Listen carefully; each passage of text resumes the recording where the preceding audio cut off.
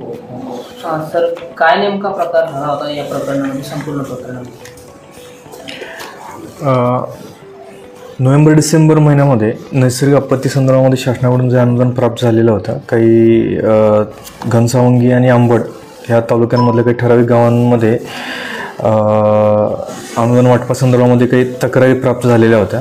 या संदर्भामध्ये शासनाकडून सुद्धा काही संदर्भ आलेले होते. त्याची प्राथमिक तपासणी केली असता काही प्रमाणामध्ये याच्यामध्ये तथ्य आढळून आलं. त्यामुळे जिल्हाधिकारी महोदयांनी जानेवारी महिन्यामध्ये एक त्रिस्तरीय समिती गठीत केलेली आहे, ज्याच्यामध्ये सहाय्यक जिल्हाधिकारी पुलकित सिंग, उपजिल्हाधिकारी रोजगार हमी योजना मनीषा दांडगे आणि नायब तहसीलदार लोणावळा हे त्रिस्तरीय समिती आहे. या त्रिस्तरीय समितीमार्फत जालना जिल्ह्यासाठी 10 GR नुसार जो निधी प्राप्त झालेला होता, तो सर्व 10 GRच्या अनुषंगाने सर्व जे अभिलेख आहे त्या अभिलेखाची तपासणी सध्या चालू आहे.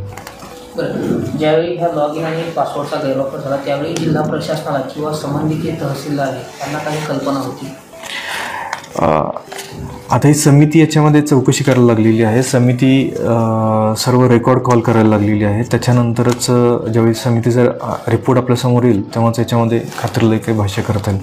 सर, साधारणपणे प्राथमिक तपासामध्ये किती तालुक्यात हा गैरप्रकार झाल्याची माहिती समोर आली? समितीने अंबड आणि घनसावंगी ह्या 2 तालुक्यामध्ये 80 गावांमधल्या ज्या याद्या आहेत त्या तपासलेल्या आहेत, पण समितीचा अजून प्राथमिक अहवालसुद्धा प्राप्त झालेला नाही आहे. तो अहवाल प्राप्त झाल्यानंतर प्राथमिक काही आकडे असतील ते आपल्या समोर येतील. ज्या याद्यांची तपासणी झाली त्यामध्ये किती कोटी रुपयांचा अपार प्राथमिक दर्शन झालं? समितीकडून प्राथमिक रिपोर्टच प्राप्त झालेला नाही आहे. तो रिपोर्ट आल्यानंतर एक्झॅक्टली आपल्याला याच्यावरती भाष्य करता येईल. त्यामध्ये जे कोणी कर्मचारी दोषी आढळले त्यांच्यावर काय कारवाई केली जाणार?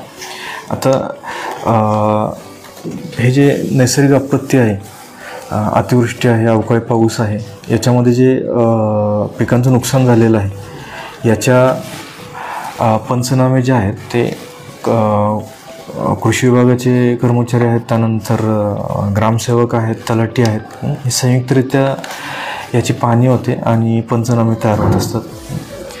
आणि मग त्या याद्या पोर्टलवरती अपलोड होऊन तो निधी DBTद्वारे शासनाच्या खात्यावरून डायरेक्ट शेतकऱ्यांच्या खात्यावरती वर्ग होत असतो. तर ह्या याद्या अपलोड करताना किंवा पंचनामे करताना याच्यामध्ये काही गैरप्रकार झालेले आहेत का याची समितीमार्फत चौकशी सध्या चालू आहे. सर, घनसावंगी मतदारसंघामध्ये असाही प्रकार समोर आलेला आहे की काही शेतकऱ्याच्या खात्यावरती डबल पैसे टाकण्यात आले, मात्र शेतकऱ्याचे म्हणणे की हे पैसे आम्ही स्वतः काय टाकले नाही, यांच्या तांत्रिकी चुकीमुळे टाकण्यात आलेले, मात्र त्यांच्याकडून आता वसुली देखील सुरू करण्यात आलेली, त्यामुळे ते देखील त्रस्त झाले. आता याच्यामध्ये असं आहे की 10 GR नुसार हा निधी आलेला होता. तर बरेच शेतकरी असे असतील की ज्यांना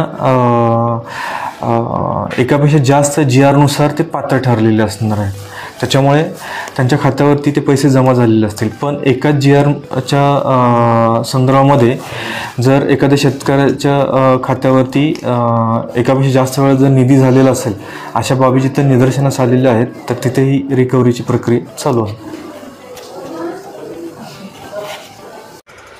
नवीन घडामोडी पाहण्यासाठी आजच आम्ही मुंबईकर 24 तासला लाईक करा, सबस्क्राईब करा आणि अपडेट रहा.